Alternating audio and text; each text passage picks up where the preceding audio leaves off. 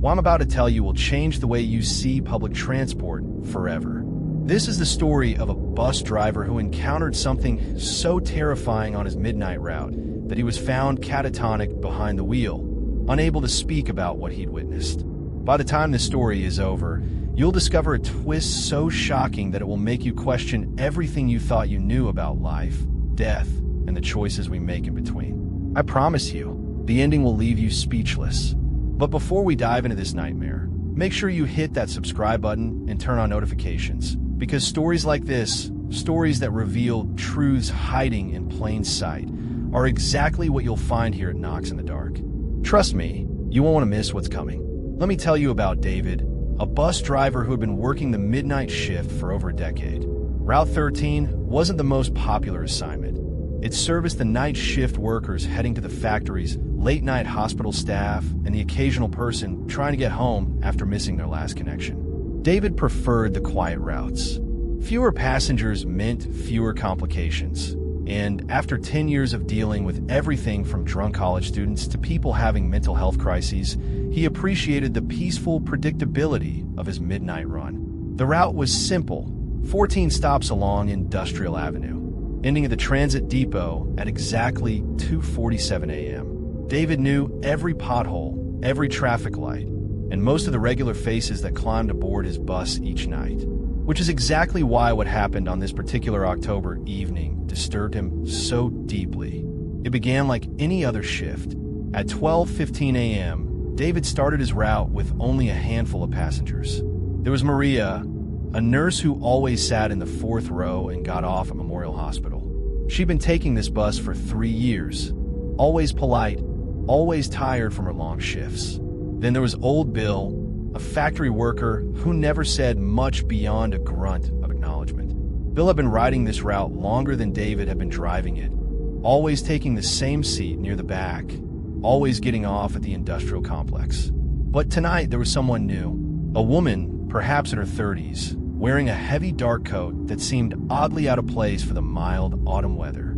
She had pale skin that looked almost translucent under the harsh fluorescent bus lighting, and she chose the seat directly behind David's driver position.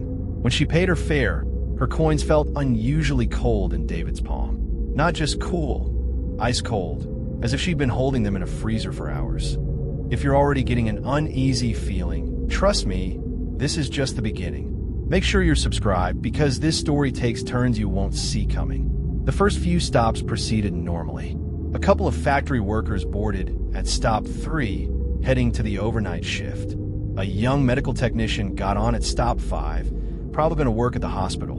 Maria waved goodbye at stop 7, just like always. But David found himself repeatedly glancing in his rearview mirror at the woman behind him. Since boarding, she hadn't moved once. Not to adjust her position, not to look at her phone, not to glance out the window. She simply sat there, staring straight ahead with an unsettling stillness. At stop 8, something strange occurred. The medical technician stood to exit, and as he passed by the mysterious passenger, he suddenly stopped mid-step. David watched in the mirror as the young man's face drained of all color. He stumbled backward, nearly losing his balance, then rushed off the bus without looking back. Through the window, David could see the technician on the sidewalk, pulling out his phone with shaking hands, pacing back and forth like someone who had just witnessed something terrifying. Old Bill noticed the commotion too. For the first time in years, David saw genuine fear in the old man's eyes as he stared at the woman. Bill, who had worked in dangerous factory conditions for 30 years, who had seen industrial accidents and handled difficult situations without flinching, was now gripping his seat with white knuckles. At stop 9, Bill broke years of comfortable silence. "Driver," he called out, his voice unsteady. "I need to get off here." This wasn't Bill's stop. He always rode until stop 12, near his apartment building. But David pulled over without question. As Bill moved toward the exit, he had to pass the mysterious woman. David watched as Bill approached within a few feet of her and suddenly froze. The old man was staring at something David couldn't see from his position. "Sweet Jesus," Bill whispered, just loud enough for David to hear. "What in God's name?" The woman didn't respond, didn't turn her head, didn't acknowledge Bill's presence at all. Bill practically fled from a bus. Now it was just David and his enigmatic passenger. The atmosphere inside the bus had changed dramatically with the other passengers gone. Despite the heater running at full capacity, the air felt cold, almost arctic. The silence was oppressive, broken only by the rumble of the diesel engine and the occasional hiss of the air brakes. David tried to concentrate on his driving, but he couldn't stop stealing glances at the woman in his mirror. She remained perfectly motionless, her breathing so shallow it was barely perceptible. And there was something else, something that made his stomach churn every time he looked at her reflection. Her image in the window beside her seat didn't quite align with her actual position. It was subtle, but David had been reading mirrors professionally for a decade. He trusted what he was seeing. The reflection appeared to be sitting slightly forward, while she was clearly sitting back against the seat. Even more disturbing, when he looked directly at her, she faced forward, but her reflection in the window seemed to be watching him. At stop 10, David decided he needed to break the silence. He was going to ask her about her destination, try to get some kind of human response, maybe understand what was creating this atmosphere of dread.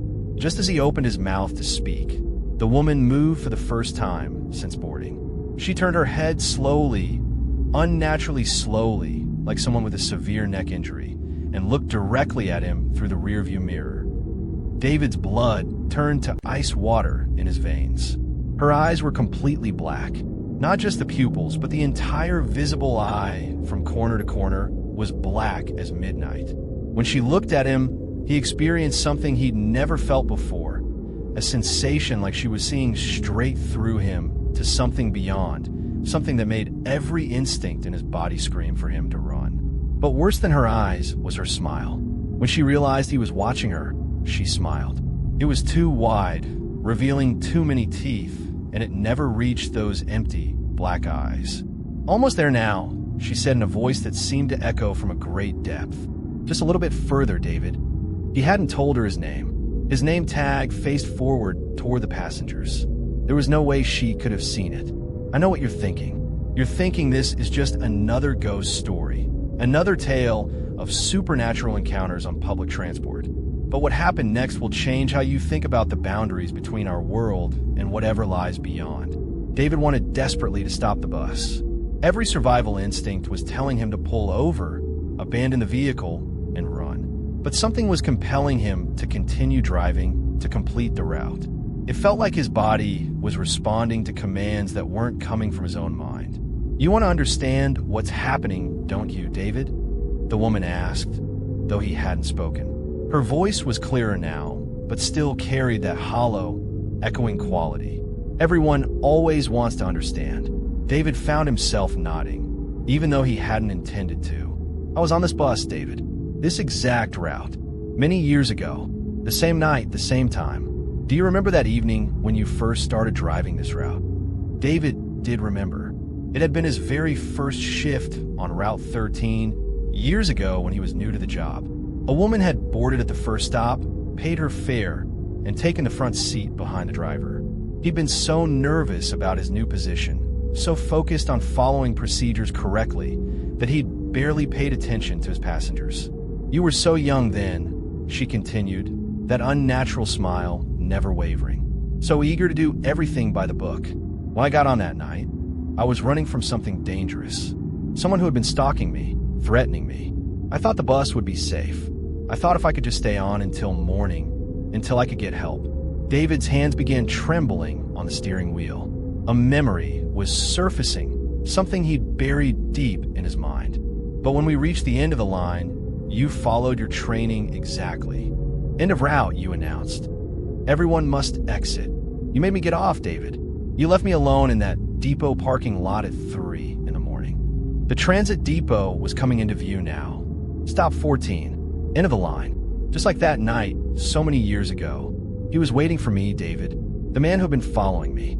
He'd tracked the bus route, and he knew exactly where it ended.